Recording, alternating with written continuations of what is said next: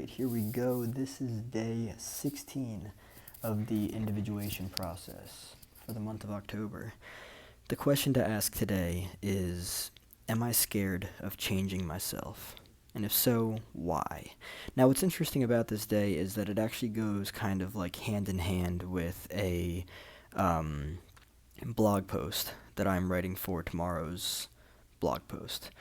And it is all about the unknown, right? When I say the unknown, I'm not talking about, some stellar shit out in the universe. What I'm talking about is, had to itch my nose. What I'm talking about in regards to the unknown is very simply familiarity, right? It's the contrast between what it is that we're familiar with, what it is that we're comfortable with, and, anything outside of that, right? So let me just make it very clear that it's not the unknown that scares the shit out of people. It's what they think is in the unknown that scares the shit out of them. But there's nothing in the unknown because the unknown is not known, so therefore you can't even know what's in it. You're just projecting ideas of what you think is in the unknown, and that's what's scaring you. Now, here's the interesting thing. I remember when I was somebody who literally used to wake up on a daily basis with anxiety and depression. But, full transparency, I actually don't remember it too well because a lot of things have changed, right? I hardly recall it anymore. I used to recall it, but I don't recall it anymore. And now, being at this point that I'm at in my life, I'm even stopping telling the story of my past and starting to consciously tell the story of my future, as I've said before. Now, what's interesting is that there was a point in my life where I was so far on the spectrum of darkness, right, that, I was just consumed by pain. I was consumed by all of that stuff, right? And I looked at things like optimism, like positivity, as like, ew, right? And it was funny. It was funny because when I finally started to step into the light, right? When I started to finally step into, opening my heart and everything and like living a lighter life, right? Everything started changing for me. And what's interesting is that there are a lot of things that I let go of. There are a lot of ways of living that I stopped. There were so many things from, my diet and everything to like what I consumed, habits and everything. And it's very interesting how everything unfolded, right? It's very likely that people are afraid to change simply because comfort and familiarity keep them inside of a specific way of living, right? And they think that anything outside of that is just not going to work out for them. So I would argue that if somebody is scared of changing, the why is because of comfort and familiarity, even if they're not happy, right?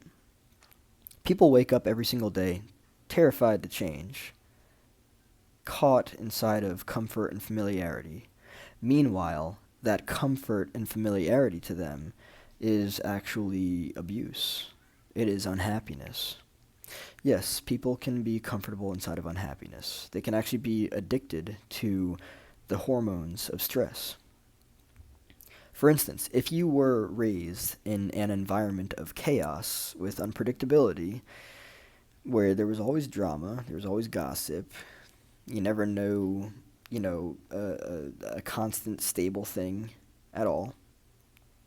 And so therefore, later on in life, you actually seeked that, right? So to change is to look at the situation and shift your energy, right? So shifting your energy for somebody who was brought up, somebody who was raised, conditioned by chaos in an environment, right? If they were to look at that and be like, oh, wait a second, safety is important to me. Being seen in an environment of safety, being accepted in an environment of safety, that is important for me. Then what they'll start to do is they'll shift their energy. And when they shift their energy, again, this is important because we're talking about personal change here. When you shift your internal energy, right? Say, for instance, you grew up in an environment of chaos, and the way that you used to look at things was, I need chaos, right? And you feed on it like a vampire, right? When you shift your energy and then you start to look at that stuff, and, you know, when you need chaos because you were raised in chaos, peace and stillness look boring, right? So what's important to do is, look at that, look at yourself, shift your energy, and then ultimately after a while, once you mold yourself enough, you'll start to look at the chaos, you'll start to look at the unpredictability, and you'll actually be like, where you once were like, oh, give it to me. You'll start to be like, ew. And then, you'll be like, how did I ever like that? Why was I ever attracted to that? Well, you were attracted to that because you were raised with that. So we go after what it is that we know. This is why the unknown is so terrifying for people.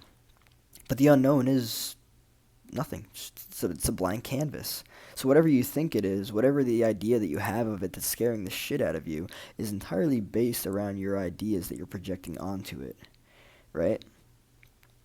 So what the unknown could be is peace and stillness and joy, and what you're projecting onto it is chaos and violence and drama and anxiety and depression. It's none of that stuff, right? But I would argue that the reason, if you are scared to change, the reason that you're scared to change is because what you know is all you've ever known, and that's it. It's real. Even if it's not productive, healthy, or beneficial, or meaningful, or fulfilling, or, brings you happiness. Comfort fucks people up. What they grew up with, especially if it was unhealthy, fucks people up.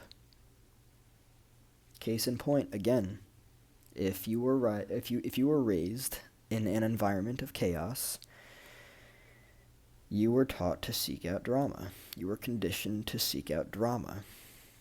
So therefore, you're going to base your relationships around that. Therefore, you're going to very likely have exceedingly dysfunctional relationships. But if what you're scared of is changing, it's likely because of the comfort and the familiarity. And there's also probably a narrative where it's like, why should I have to change? Why can't they change? Why can't that dude change? Why do I have to change?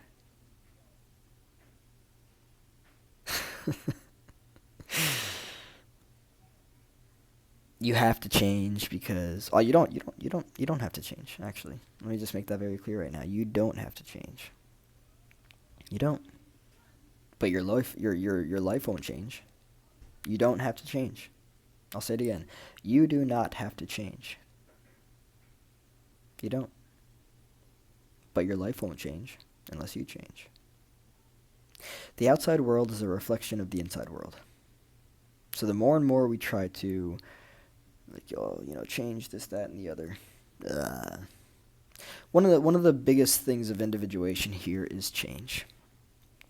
Right? For some people, it's, I would argue, more challenging than for other people, because a lot of people have actually carried around this facade for a while, right? Individuation is not just about letting go of, bullshit ideas that your family instilled in you about yourself, right? It's also about the pursuit of creating yourself consciously, right? And for somebody, creating themselves consciously could mean, I've had this resentment for a long fucking time. Well, how do you feel about that resentment that you've had for a long fucking time? Yeah, that says a lot. That right there, that is a blockage. It's a blockage of, or yeah, it basically it's blocking potential. It's blocking manifestations. It's blocking creation. It's blocking connection. It's blocking everything. It is a block. It's that kink in the hose.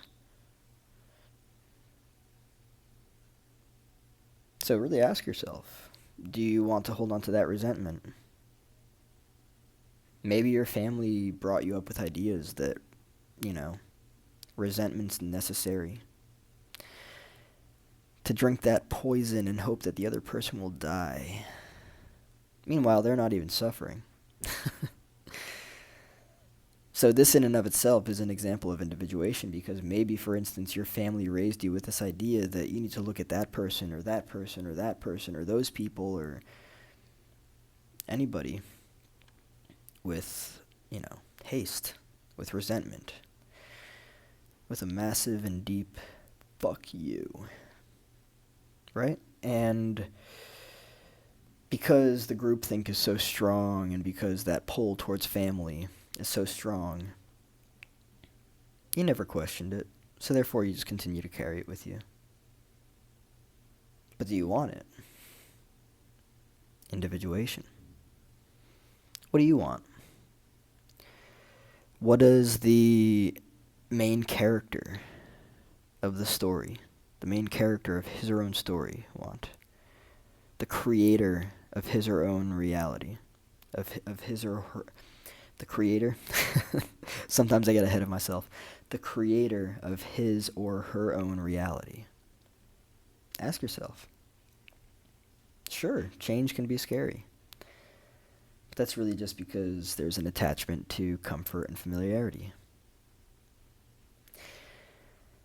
So ask yourself, am I scared to change myself? And if so, why?